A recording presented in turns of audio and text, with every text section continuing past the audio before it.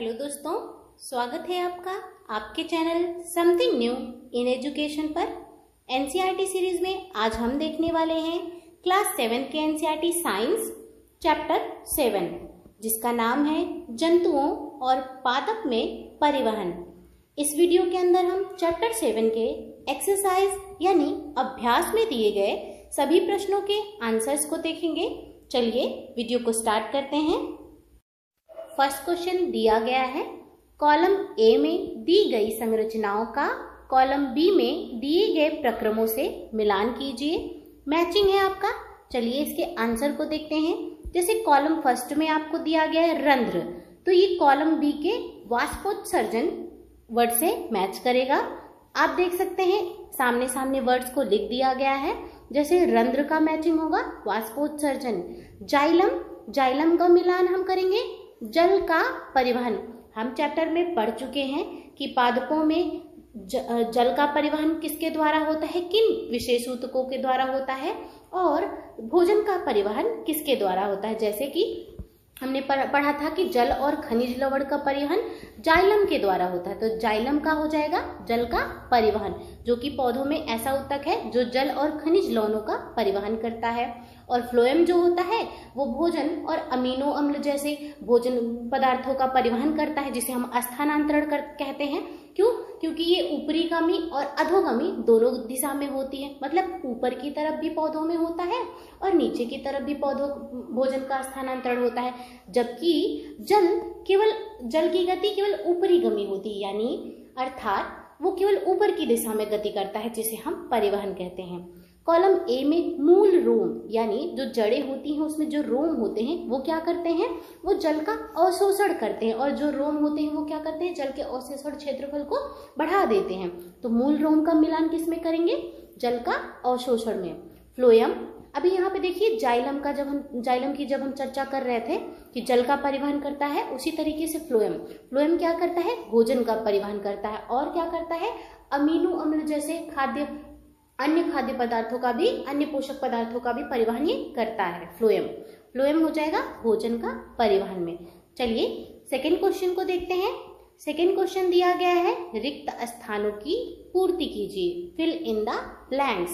आपको ये जो ब्लैंक्स दिए गए हैं इसको फिल करना है अप्रोप्रिएट वर्ड से। चलिए जैसे सेकेंड क्वेश्चन का ख पॉइंट है, हृदय से रक्त का शरीर के सभी अंगों में परिवहन ब्लैंक के द्वारा होता है, यानी रिक्त स्थान के द्वारा होता है। आप बताइए, हृदय से जो आपके हार्ट से जो ब्लड निकलता है वो शरीर की सभी कोशिकाओं तक किस के माध्यम से जाता है। हम चैप्टर में पढ़ चुके हैं, धमनियों के माध्यम से जाता है। यहाँ पे क्या हो जाएंगी, धमनियां। जैसे कि नीचे आपको ब्लैंक्स भरे हुए भी मिल रहे होंगे, देखिए आपको दिया गया है धमनियों के द्वारा होता है। खा पॉइंट है, हीमोग्लोबिन रिक्त स्थान कोशिकाओं में पाया जाता है। किन कोशिकाओं में पाया जाता है, चैप्टर में हम पढ़ चुके हैं कि वो आरबीसी में पाया जाता है, यानी रेड ब्लड सेल्स, जिसे हम लाल रक्त कोशिका या कणिका कहते हैं। तो हीमोग्लोबिन किस में पाया जाता है, लाल रक्त कोशिकाओं में। वो क्या होता है, हमारे शरीर का लौह युक्त पदार्थ है, जिसकी वजह से हमारे ब्लड का रंग, रक्त का रंग लाल होता है हीमोग्लोबिन की वजह से। अब आप ये भी जानते होंगे कि हीमोग्लोबिन जब हमारा डाउन जाता है, मतलब कम हो जाता है, तो हमारे अंदर जॉन्डिस हो जाता है, जिसे हम नॉर्मल सामान्यतः जनरली मतलब लोकल लैंग्वेज में पीलिया भी कहते हैं। और खग्गा पॉइंट है, धमनियां और सिराएं रिक्त स्थान के द्वारा जाल द्वारा जुड़ी रहती हैं। जो आपका पूरा ये जो ब्लड सर्कुलेशन का पूरा साइकिल बनता है, सिराएं अशुद्ध रक्त को शरीर की सभी कोशिकाओं से रक्त तक लाती हैं, हृदय तक लाती हैं, और धमनियां हृदय से शुद्ध रक्त को शरीर के विभिन्न अंगों तक पहुंचाते हैं। और इन धमनियों और शिराओं को कौन जोड़ता है, तो केशिकाएं। कौन जोड़ता है, केशिकाओं का जाल होता है जो धमनियों और शिराओं को जोड़ता है। घ पॉइंट है, हृदय का लयबद्ध विस्तार और संकुचन ब्लैंक कहलाता है। क्या कहलाता है, हृदय स्पंदन कहलाता है। च पॉइंट है, मानव शरीर के प्रमुख उत्सर्जित उत्पाद क्या है, यूरिया।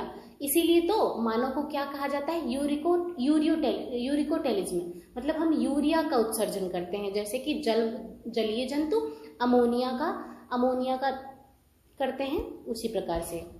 6 पॉइंट है, 6 पे क्या दिया गया है, पसीने में जल और ब्लैंक होता है, लवण होता है, सॉल्ट होता है। जा पॉइंट है, वृक्क अपशिष्ट पदार्थों को द्रव रूप से बाहर निकालते हैं, वृक्क यानी किडनी आपकी, जिसे हम ब्लैंक कहते हैं। क्या कहते हैं उसे, हम यूरिन कहते हैं, मूत्र कहते हैं।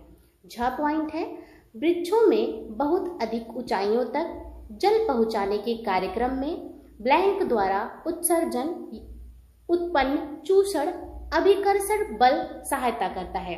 मतलब जो जल पौधों के जड़ों से खिंचाव उत्पन्न होता है, जल का जो खिंचाव उत्पन्न होता है पौधों के जड़ों से उनकी पत्तियों तक, सिराओं तक, टिप ऑफ द लीफ तक पहुंचता है, वो किसके माध्यम से पहुंचता है, उसमें क्या हेल्प करता है, तो वो होगा वाष्पोत्सर्जन।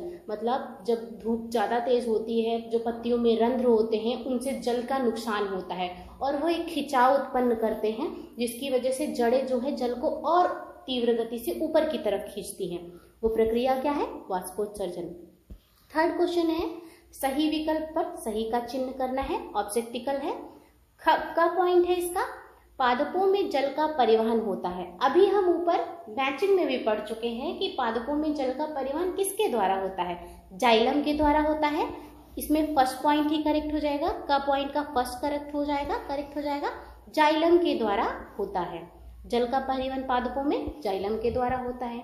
ख पॉइंट है, मूलों द्वारा जल के अवशोषण की दर को बढ़ाया जा सकता है।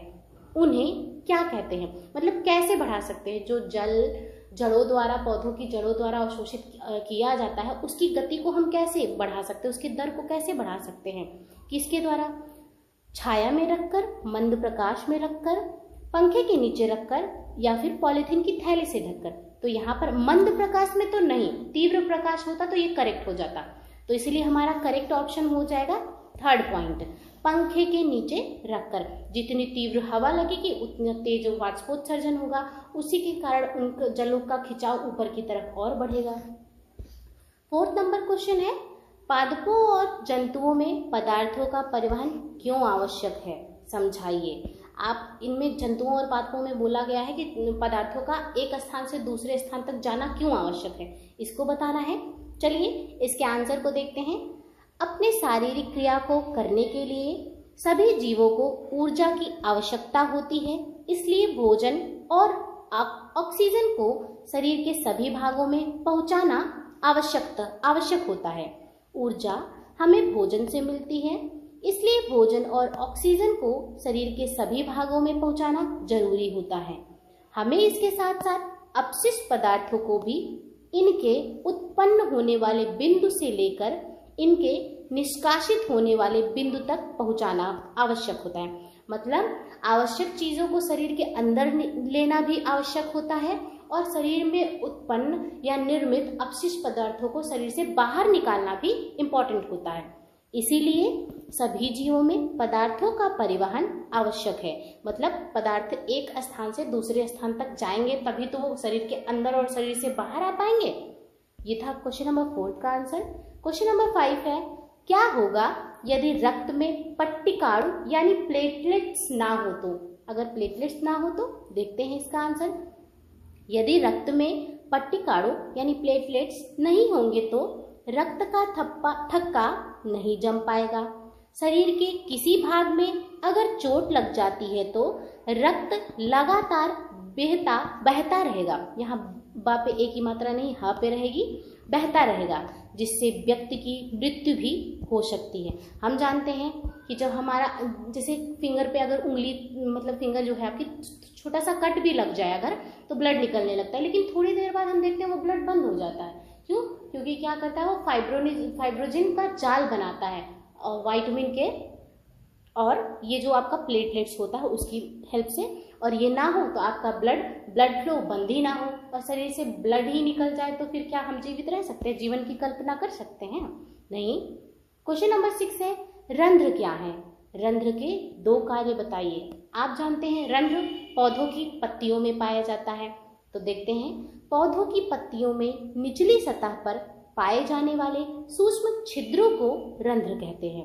इसके 2 कार्य बताने हैं, तो देखते हैं इसके कार्य। रंध्र के कार्य, पौधों में ऑक्सीजन और कार्बन डाइऑक्साइड गैसों का आदान प्रदान रंध्रों के द्वारा होता है, जिसे हम विसरण कहते हैं। इस प्रक्रिया को हम चैप्टर में पढ़ चुके हैं। पौधों में गैसों का आदान प्रदान क्या कहलाता है, किस माध्यम से होता है, विसरण प्रक्रिया द्वारा होता है। सेकेंड वर्ग क्या है, रंध्रों के द्वारा ही पौधों से अतिरिक्त जल अर्थात वाष्पोत्सर्जन द्वारा बाहर निकलता है। अभी हम ऊपर पढ़ चुके हैं ये, तो ये 2 कार्य रंध्र के थे। क्वेश्चन नंबर 7 है, क्या वाष्पोत्सर्जन पादपों में कोई उपयोगी कार्य करता है? ऑफ कोर्स, अभी आपने पढ़ा कि वाष्पोत्सर्जन जो क्या करता है, मूल रोम द्वारा जल के खिंचाव को तीव्र करता है, उसकी दर को बढ़ाता है और उसमें उसके खिंचाव में, उसके जल के परिवहन में सहायता करता है। तो चलिए इसके आंसर को देख लेते हैं, क्वेश्चन नंबर 7 के आंसर को। इसके कारण जल का खिंचाव होता है। यह मिट्टी से विशाल वृक्षों में बहुत अधिक ऊंचाई तक जल एवं खनिज लवणों के परिवहन के लिए आवश्यक होता है। कौन? वाष्पोत्सर्जन। वाष्पोत्सर्जन पादपों को ठंडा रखने में भी सहायक होता है, जैसे कि पसीना होने पे हमारे शरीर से जो हमारी ऊष्मा होती है वो निकलती है, और हमारे शरीर से जो पसीना निकलता है वो वाष्पित हो जाता है और हमारे शरीर की ऊष्मा लेके उड़ जाता है, तो आसपास की ऊष्मा को ग्रहण कर लेता है, जिसकी वजह से हमें ठंडक महसूस होती है थोड़ी सी पसीना होने पे। हमारा टेम्परेचर मेंटेन करने के लिए ही हमें पसीना आता है। ये था क्वेश्चन नंबर 7 का आंसर। क्वेश्चन नंबर 8 को देखते हैं, रक्त के घटकों के नाम बताइए। मतलब रक्त किन किन चीजों से मिलकर बना है। जैसे कि अभी हमने देखा प्लाज्मा, रक्त किससे पाया जाता है? प्लाज्मा से। रक्त में लगभग 55% यानी 55% प्लाज्मा होता है। लाल रक्तकणिकाएं जिसे हम RBC रेड ब्लड सेल्स कहते हैं, और कणिकाएं 45% होती हैं हमारे ब्लड में। श्वेत रक्त कणिकाएं जिसे हम WBC कहते हैं, जो हमें रोगों से लड़ने की क्षमता उत्पन्न करता है जो हमारे शरीर में। पट्टिकाणु यानी प्लेटलेट्स, ये थे रक्त के घटक। क्वेश्चन नंबर 9 है, शरीर के सभी अंगों को रक्त की आवश्यकता क्यों होती है? आप जरा बताइए। अभी हम ऊपर पढ़ चुके हैं कि हमारे शरीर को परिवहन की आवश्यकता होती है, और हमारे शरीर में गैसों का परिवहन कौन करता है? रक्त करते हैं। चलिए इसके आंसर को देखते हैं। क्योंकि इसके द्वारा ऑक्सीजन और कार्बन डाइऑक्साइड का परिवहन होता है। यह पोषक तत्वों, एंजाइमों तथा हार्मोनों का परिवहन करता है। यह अपशिष्ट पदार्थों का स्थानांतरण करता है। यह शरीर के ताप का संतुलन बनाए रखता है। इसीलिए हमारे शरीर के सभी अंगों को रक्त की आवश्यकता होती है। ये था क्वेश्चन नंबर 9 का आंसर। क्वेश्चन नंबर 10 को देखते हैं, रक्त लाल रंग का क्यों दिखाई देता है? सबसे फर्स्ट पे जब हीमोग्लोबिन की चर्चा हुई थी तो हमने बताया था हमारे बॉडी का ये लौह युक्त पदार्थ होता है और इसी की वजह से हमारा रंग लाल होता है। तो आंसर है इसका कि रक्त में लाल वर्णक हीमोग्लोबिन होने के कारण यह लाल रंग का दिखाई देता है। और हीमोग्लोबिन क्या करता है? ऑक्सीजन का परिवहन। हीमोग्लोबिन हमारे शरीर में ऑक्सीजन को इधर से उधर करता है, मतलब शरीर के अंगों तक पहुंच जाता है। क्वेश्चन नंबर 10 है, हृदय के कार्य बताइए। आपको हृदय के कार्य बताने हैं। चलिए इसके आंसर को देखते हैं।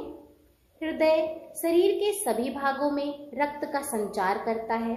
यह शरीर के विभिन्न भागों में से कार्बन डाइऑक्साइड समृद्ध रक्त को यानी अशुद्ध रक्त को एकत्रित करता है।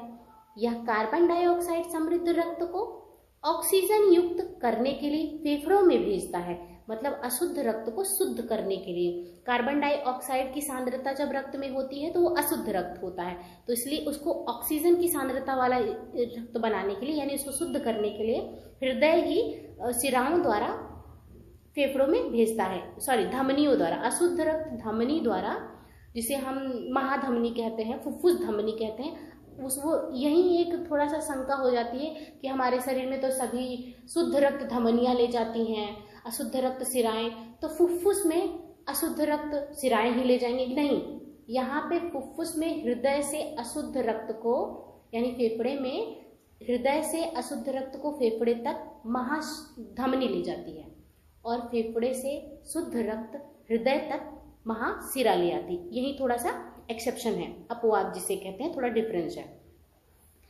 तो ये कार्य क्या था? हृदय के कार्य। हृदय शरीर के सभी भागों में रक्त का संचार करता है। यह शरीर के विभिन्न भागों में से कार्बन डाइऑक्साइड समृद्ध रक्त को एकत्रित करता है। यह कार्बन डाइऑक्साइड समृद्ध रक्त को ऑक्सीजन युक्त करने के लिए यानी शुद्ध करने के लिए फेफड़ों में भेजता है। ऑक्सीजन, पोषक तत्वों, हार्मोनों का स्थानांतरण भी हृदय द्वारा रक्त संचार के कारण होता है। ये हृदय के कार्य थे। क्वेश्चन नंबर 12 है, शरीर द्वारा अपशिष्ट पदार्थों को उत्सर्जित करना क्यों आवश्यक है? चलिए इसके आंसर को देखते हैं। शरीर में विभिन्न शारीरिक क्रियाएं होती हैं। इन क्रिया के फलस्वरूप से विभिन्न अपशिष्ट पदार्थ बनते हैं। ये अपशिष्ट पदार्थ जहरीले होते हैं और शरीर को हानि पहुंचा सकते हैं। इसलिए इन अपशिष्ट पदार्थों को शरीर से बाहर निकालना आवश्यक होता है। क्वेश्चन नंबर 13 देखते हैं। मानव उत्सर्जन तंत्र का चित्र बनाएं और उसके विभिन्न भागों को नामांकित कीजिए। चलिए इसका फिगर देख लेते हैं और इसके पार्ट्स के नाम भी देख लेते हैं। जैसे कि आपको फिगर ये बना हुआ दिख जाएगा, ये सेम फिगर आपको बुक में दिया गया है आपके इसी चैप्टर में। तो ये हो गया आपकी किडनी, जिसे हम वृक्क कहते हैं, और ये जो 2 नलिकाएं आई हैं एक पेयर में है, इन्हें हम मूत्र वाहिनी कहते हैं। और ये आपका हो गया मूत्राशय, और ये मूत्रमार्ग, और ये मूत्र रंध्र। ये आपका क्या है? उत्सर्जन तंत्र का फिगर है विद नेम्स, इसके नामों के साथ। तो ये था चैप्टर नंबर 7, क्लास 7 का चैप्टर नंबर 7, जंतुओं और पादपों में परिवहन। इस वीडियो में हमने देखा इस चैप्टर 7 के एक्सरसाइज में दिए गए सभी क्वेश्चन के आंसर। वीडियो आपको अच्छी लगी हो, हेल्पफुल लगी हो तो लाइक, शेयर एंड सब्सक्राइब करना ना भूलिएगा। Thank you for watching.